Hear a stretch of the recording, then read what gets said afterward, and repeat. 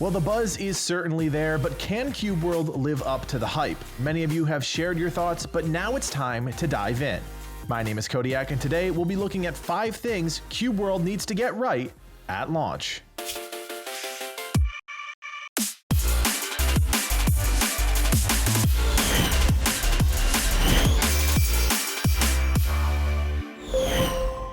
So I was lucky enough to get my hands on a copy of the early access alpha builds from Cube World, which haven't been updated since July 2013.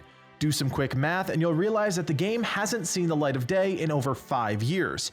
With scarce communication and virtually no interaction with the community, many are wondering, why now? Being the curious type that I am, I had to know the answer. So I fired up the game, created a character, and spent the next hour and a half in sheer horror.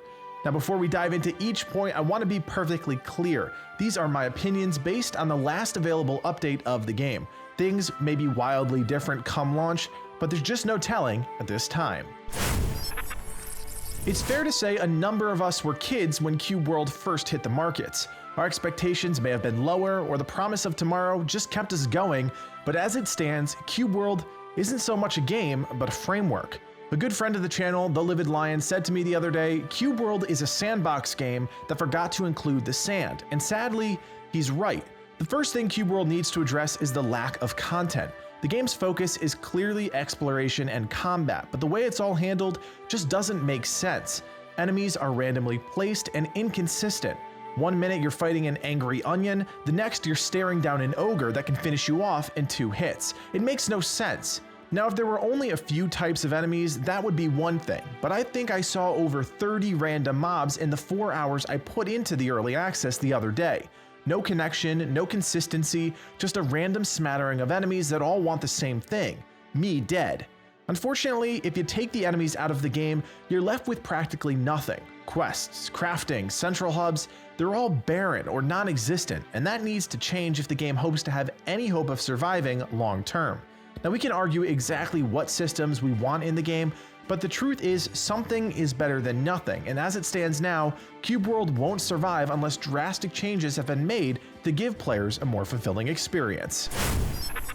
Wolfram von Funk has garnered a massive social media following over the years. Sitting around 172,000 Twitter followers, there's no doubt that the game has a following, but hopes and dreams can only take a project so far. Wolfram has a proven track record of not communicating with the community, and his grace period is about to come to an end. The truth is, developers can get away with not interacting with their fans ahead of launch. Tight deadlines, limited budget, you name it, there's always something they can fall back on as a reason for not sharing their progress. But once a game comes out and all the cards are on the table, tapping into the community is essential. Games like Cube World are designed to evolve over time, even if that timeline is long term. And while the loyal fans may be okay waiting between content updates, the casual fans will quickly move on to the next hot game if the promise of something more isn't certain. Wolfram has teased a number of big features over the years, and that may provide a good roadmap for fans once the game releases. But it's also a way to hold the developer accountable for things he promised were coming to the game.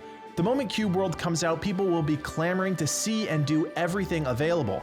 And once that content runs dry, they'll look to Wolfram for more. With no real official social media presence and a small community of dedicated fans, Cube World has one shot to tie into their base and open a dialogue about the future of the game. Even if Cube World isn't as complete as people thought, just giving fans a roadmap of content goes a long way to satisfying their worries. There's little room for error, and communication isn't something that can develop overnight, so Wolfram will have to think carefully about his next steps if he doesn't want to watch his game and community slip away. The concept of early access has changed dramatically since 2013. What once was a way to just throw content out there even if it didn't make sense has morphed into a more refined practice of giving fans a smaller taste of what's to come in a big game. It's clear that Cube World falls into the former in this regard. As it currently stands, the game has a massive balancing problem, so much so that I nearly threw my keyboard in frustration at the lack of balance in the 2013 version. Now, I needed to remind myself of this fact because it's an incomplete product, but that doesn't change the fact that a sheep nearly bashed my brains in, and it just doesn't make sense. I shouldn't have to run in fear from a raccoon because my weapons do no damage, and the seemingly endless barrage was quickly bringing me closer to the brink. Now, balancing isn't easy, I'll give you that. Entire games have been destroyed because of poor balancing decisions, but no balancing is such a cardinal sin that it made the game almost unplayable. Now, I had a few other people say I needed to level up more or get better weapons, but at the end of the day, when killing a simple cow is like fighting a raid boss, you know something's wrong. Damage done, damage taken, experience gained, everything was out of whack, and if those problems persist into the official game, it'll be a big sticking point with a lot of fans. The truth is, the best way to test these things is by giving the fans the chance to play the game, i.e. early access, but that spigot was shut off years ago, and the time for feedback is long past. We're in the wait and see phase of development, and balancing could be one of the things that sends Cube World off the deep end. If you're watching gaming videos on YouTube, I assume you've seen at least one review at some point. You know that reviewers usually cover systems and gameplay, but they often cover other things like music and sound effects too. Indie games are proud of their artistic roots and have been able to showcase those elements in ways that have defined their games. Games like Transistor, Ori and the Blind Forest, and Stardew Valley have all amassed huge followings because of their artistic direction. And while Cube World has managed to capture hearts and minds with graphical looks, the rest just doesn't reach that same standard. Wolfram has teased a number of music tracks on his personal SoundCloud, but none of that has made it into the early access.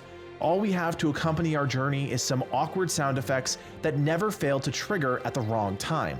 Music doesn't usually make or break a game. In fact, a lot of people don't play with music at all, but it's another layer of depth that can help shape people's experiences within a game.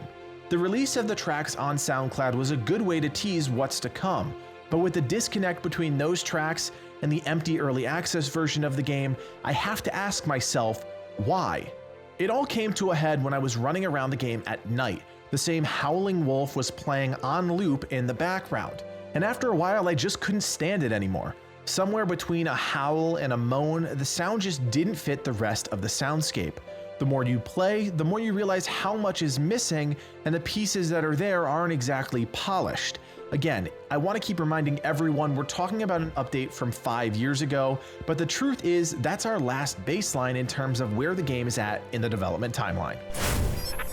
What is Cube World? That's what I walked away asking myself after 2 days of diving into the early access game. The truth is, outside of its charming identity, it doesn't have any direction. Now, you may be saying, but Codiak, Minecraft has no direction and it works, and you'd be partially right. But Minecraft never pitched itself as an open-world role-playing game. Class identities aren't enough to make you feel like you belong in the world. You need more than that. Now, community could be a factor here, but just like Minecraft and eventually Hytale, Cube World isn't exactly built to play like an MMO. So the foundation of the game has to be satisfying enough to keep players going, or at least enough of a foundation so that modders can create new experiences. From what I've read about and experienced in the game, Wolfram is just checking features off a list, but from where I sit, he's seemingly missing the thread that ties the game together.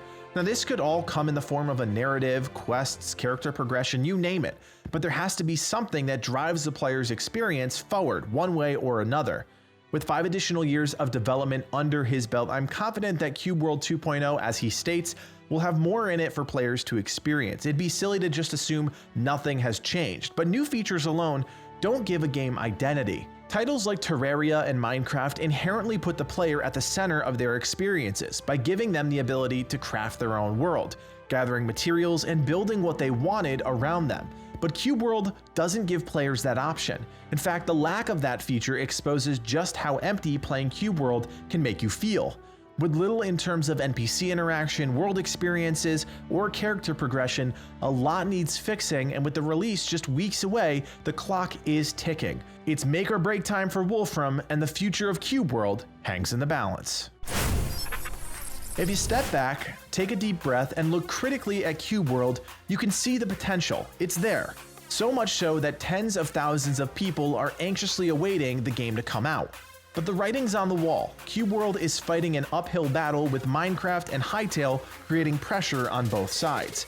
With so much hanging in the balance, it's a good time to flip the script and ask what you think. What's going to make Cube World a success in your opinion? Leave us a comment in the section below or join us in Discord. We'd love to keep the conversation going after the video is over. And remember, if you like the video, to give it a thumbs up and subscribe for even more Cube World content in your feed. My name is Codiak, and from everyone here at the Game Gurus, thanks for watching and play on.